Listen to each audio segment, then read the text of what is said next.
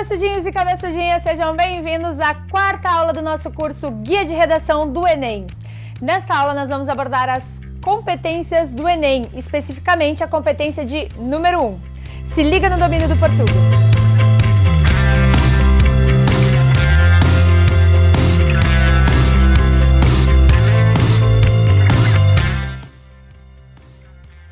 Os critérios de avaliação da redação do Enem, conforme a gente já falou em outras aulas, são baseados em 5 competências. Mas afinal, o que é uma competência? Uma competência é um conjunto de habilidades ou conhecimentos relacionados, que podem ser desenvolvidos por meio de treinamento ou experiência. A competência possibilita a atuação efetiva em um trabalho ou uma situação. Resumindo, as 5 competências que são avaliadas na redação do Enem são conjuntos de habilidades que o estudante deve ter desenvolvido durante a sua etapa de escolarização. Para quem pensava que esse era um título de filme de terror, eu tranquilizo. Depois das próximas 5 aulas, esse vai ser no máximo um comédia-terror estilo Todo Mundo em Pânico. Boy Trill. Agora, vamos relembrar quais são as 5 competências que devem ser desenvolvidas durante a redação do Enem e, em seguida, vamos tratar nesta aula especificamente da competência número 1. Se liga na retomada! Então, bora retomar as 5 competências avaliativas da redação do Enem. Primeira delas, se liga no domínio do português, ou seja, demonstrar domínio da escrita formal da língua portuguesa. Competência número 2, bora desenrolar o texto dissertativo argumentativo, também conhecida como compreender o tema proposto e desenvolver diversos conhecimentos das mais variadas áreas do conhecimento para construir o texto dissertativo argumentativo. Competência número 3, não enrola e desenrola, também conhecida como selecionar, relacionar, organizar e interpretar informações, fatos e opiniões na construção da sua argumentação e do seu ponto de vista. Competência número 4, usa a parada da gramática, também conhecida como demonstrar conhecimento dos mecanismos linguísticos para a construção da argumentação. Competência número 5, resolve essa treta aí, também conhecida como elaborar uma proposta de intervenção que respeite os direitos humanos para resolver o problema proposto. E agora é contigo aí, Maia! Competência número 1, se liga no domínio do português. Ou seja, demonstrar o domínio da modalidade formal da escrita da língua portuguesa, a famosa norma culta, norma padrão. A competência número 1, portanto, diz respeito à escrita formal da língua. Ela avalia a competência do candidato de se comunicar através da escrita, respeitando as normas e padrões estabelecidos pela gramática da língua portuguesa. É importante lembrar, cabeçudinhos e cabeçudinhas, que a fala é um processo de comunicação livre.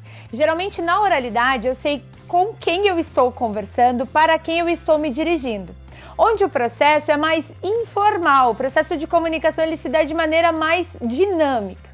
Já a escrita deve sim sempre obedecer os padrões estabelecidos pela gramática para que qualquer pessoa, em qualquer lugar que fale ou que entenda a língua portuguesa, possa compreender o que está sendo expresso no seu texto.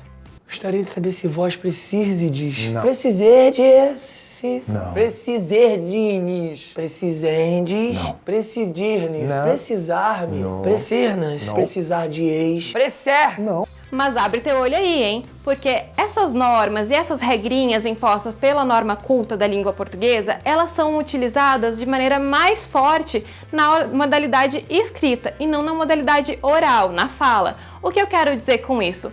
Debochar, satirizar ou falar que alguém fala de maneira incorreta, de maneira errada, configura o preconceito linguístico. E isso, inclusive, pode ser tema de redação, hein? Então te liga! Se liga agora nos aspectos importantes que são avaliados nessa competência número 1. Concordância nominal e concordância verbal. Exemplo, nós foi, nós fomos. Só de ouvir a gente já percebe que tem alguma coisa errada no primeiro exemplo, correto? Períodos incompletos. Por exemplo, ele gosta. Gosta? Quem gosta, gosta de alguém ou de alguma coisa. Então, é importante sempre observar se a informação está completa e faz sentido. Pontuação. A vírgula não representa uma pausa para a respiração. Vocês já pararam para pensar se toda vez que a gente vai respirar a gente colocasse uma vírgula? Ia ficar estranho, né? Em relação à pontuação, vale a gente pensar o seguinte. Imaginem que a gente fala não só com a boca, mas a gente também fala com gestos, com o corpo, a gente tem entonações diferentes na nossa fala. A gente manifesta através da voz se a gente está feliz, se a gente está triste. E agora vocês pensem que a gente tem que transpassar todas essas informações para o texto. E como a gente faz isso? Através da pontuação. Então aqui vão algumas dicas de como utilizar de maneira adequada cada tipo de pontuação. Primeira delas, ponto final. Normalmente, o ponto final é utilizado em frases declarativas, pode ser declarações negativas ou declarações positivas, e também em contextos imperativos. Basicamente, é quando a gente conclui um pensamento e tem ele por finalizado. Segunda delas, exclamação, e o próprio nome já diz, a intenção é de exclamar, ou seja, manifestar na escrita as nossas emoções. Ou seja, quando eu falo, parabéns, felicidades, tudo bem, eu tô manifestando a minha alegria, assim como eu posso manifestar também surpresa, tristeza, raiva, entre outras emoções. Terceiro tipo de pontuação, a interrogação. E essa todo mundo sabe, né? A gente usa quando a gente quer perguntar alguma coisa, indagar alguma informação, então ela sempre vai estar marcando dúvidas. É uma pergunta de alguém direcionada a outra pessoa. O outro tipo de pontuação é a vírgula, e talvez a mais temida entre os estudantes. E faz todo sentido, porque a vírgula tem diversas funcionalidades dentro de um texto. Mas para facilitar a vida de vocês, eu trouxe aqui algumas condições para que vocês não errem mais o uso dela. Vírgulas em situações de vocativos, ou seja, quando eu estou chamando alguém, quando eu estou vocando por alguém. Por exemplo, Deus me ajuda. Esse Deus, ele deve ser separado por vírgula, porque ele está sendo chamado por mim. Aposto, quando eu quero explicar ou trazer mais informações sobre um termo anteriormente citado. Por exemplo, eu sou a Lara, professora de português. Percebam que o professora de português está me descrevendo, está me trazendo informações sobre quem é a Lara. Mas atenção, se eu quiser terminar a minha frase dessa maneira, aí vai ponto final. Porém, se a minha frase tiver mais informações, esse aposto deve ser isolado entre duas vírgulas. Por exemplo, essa é a Lara, professora de português, a qual eu mencionei. Percebam que agora o meu aposto está isolado por duas vírgulas. Outra condição para a vírgula ser usada de maneira adequada é em situações de enumerações. Por exemplo, quando eu digo fui à feira e comprei tomate, melancia, abóbora, pimentão, uvas. Percebam que a cada enumeração, a cada elemento que eu vou trazendo, é necessário que eu tenha uma vírgula separando eles. Mas atenção, quando eu chego ao final da minha lista, eu não posso usar mais vírgula. Eu devo sim usar a conjunção e, que vai somar o último elemento e finalizar o meu pensamento. Mais uma vez, fui à feira, comprei tomate, pimentão, uva, melancia e abóbora. Outra condição importante para o emprego adequado da vírgula é quando eu tenho um adjunto adverbial ou outro termo que esteja deslocado na oração. O que eu quero dizer com isso? Normalmente, nas orações feitas em língua portuguesa, a gente tem uma estrutura básica a ser seguida. A gente tem o sujeito, o verbo e o complemento quando necessário, normalmente nessa ordem. Às vezes, a gente traz informações extras para complementar o sentido da nossa oração. Por exemplo, quando eu falo eu estudei ou eu fiz o dever de casa, a gente já tem um sentido completo. Mas se eu digo eu fiz o dever de casa na sala de aula, eu tenho informações adicionais de onde eu fiz esse dever. Aí eu tenho a estrutura convencional. Mas se eu desloco esse adjunto adverbial de lugar na sala de aula, ele precisa ser isolado por vírgulas. Por exemplo, eu fiz na sala de aula o dever de casa. Quando a gente faz esses deslocamentos, é necessário que eles estejam isolados por vírgulas. Outro tipo de pontuação, ponto e vírgula. Aqui a gente tem um intermediário entre o ponto final e entre a vírgula. Basicamente, o ponto e vírgula ele é usado em condições similares ao da vírgula. Então a gente pode optar se a gente quer usar vírgula ou ponto e vírgula. é uma questão de estilo, mas normalmente o uso mais adequado, onde fica melhor encaixado do ponto e vírgula, é quando a gente tem enumerações de frases mais extensas. Aqui vai um exemplo. Dicas para cozinhar. Lave bem os alimentos, verifique se a água é potável e saudável e mantenha o ambiente arejado e higienizado. Percebam que aqui é importante que a gente utilize o ponto e vírgula porque as nossas construções são mais extensas. Então ela mostra bem onde uma coisa termina e onde se inicia o outro elemento. E isso também ajuda que a gente não cometa o erro de usar a vírgula excessivamente. E por último, e não menos importante, os dois pontos.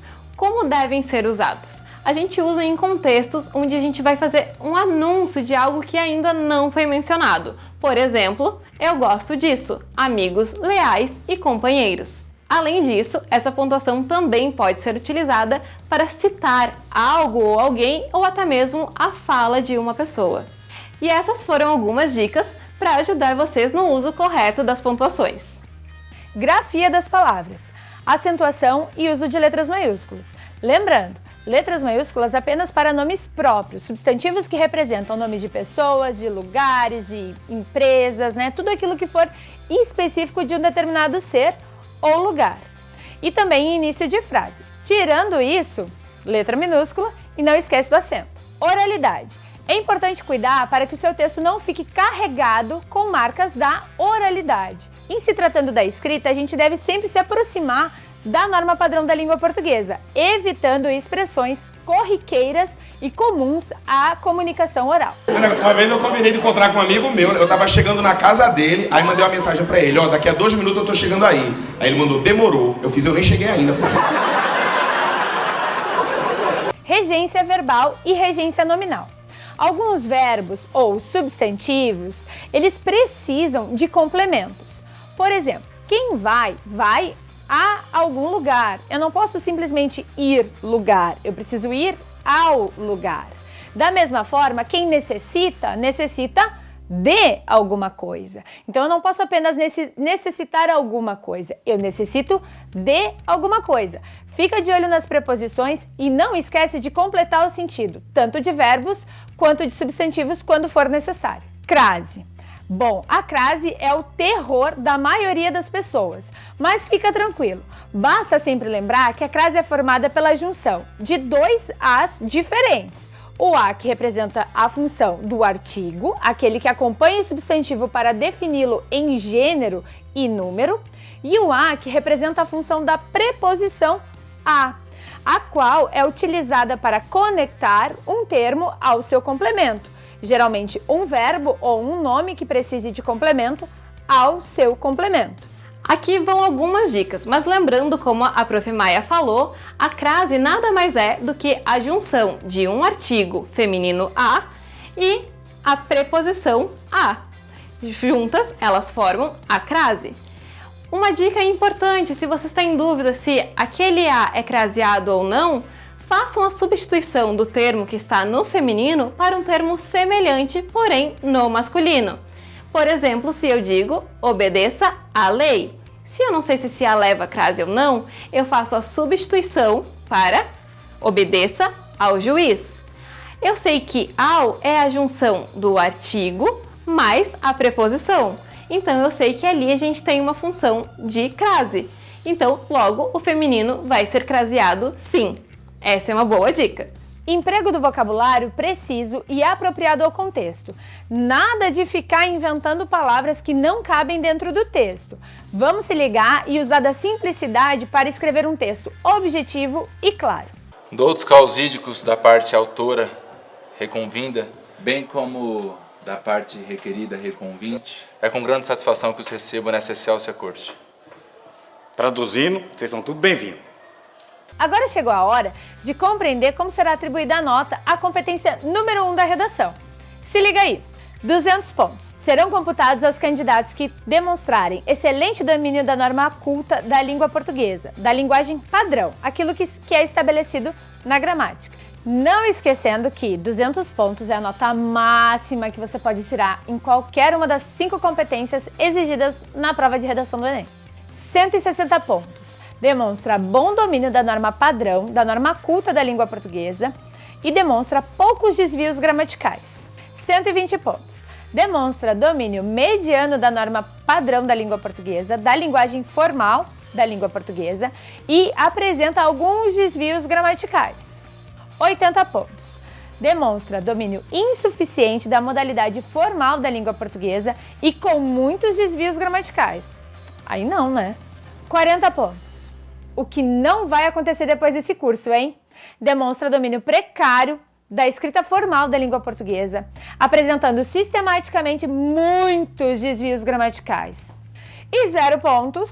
Demonstra desconhecimento total da modalidade formal da escrita da língua portuguesa. Agora quero mostrar para vocês uma redação do Enem considerada padrão excelente. Presta atenção. Essa redação ela foi escrita pela Luísa Souza Lima Leite, no Enem 2018. A Revolução Técnico-Científico-Informacional, iniciada na segunda metade do século XX, inaugurou inúmeros avanços no setor de informática e telecomunicações. Embora esse movimento de modernização tecnológica tenha sido fundamental para democratizar o acesso a ferramentas digitais e a participação nas redes sociais, tal processo foi acompanhado pela invasão de privacidade de usuários, em virtude do controle de dados efetuado por empresas de tecnologia. Tendo em vista que o uso de informações privadas de internautas pode induzi-los a adotar comportamentos intolerantes ou a aderir a posições políticas, é imprescindível buscar alternativas que inibam essa manipulação comportamental no Brasil. Então, nesse parágrafo de introdução, a autora do texto, a Luísa, ela já nos informa que ela falará sobre controle de dados.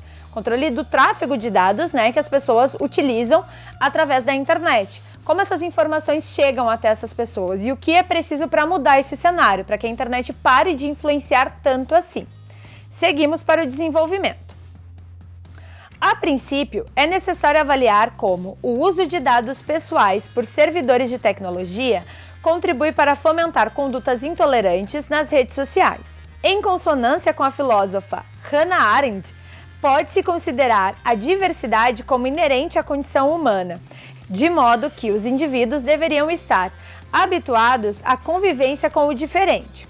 Todavia, a filtragem de informações efetivada pelas redes digitais inibe o contato do usuário com conteúdos que divergem dos seus pontos de vista, uma vez que os algoritmos utilizados favorecem publicações compatíveis com o perfil do internauta.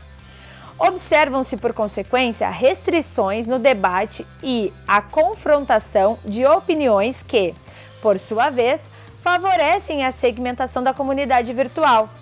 Esse cenário dificulta o exercício da convivência com a diferença, conforme defendido por Arendt, o que reforça condutas intransigentes como a discriminação.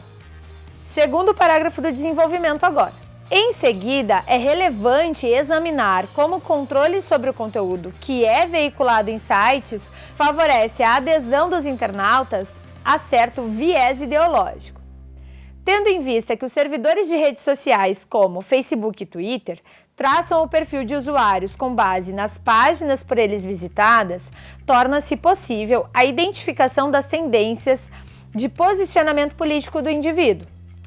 Em posse dessa informação, as empresas de tecnologia podem privilegiar a veiculação de notícias, inclusive daquelas de procedência não confirmada, com o fito de reforçar as posições daquelas políticas do usuário, ou ainda de modificá-las para que se adequem aos interesses da companhia. Constata-se assim a possibilidade de manipulação ideológica na rede. Agora vamos à conclusão do texto.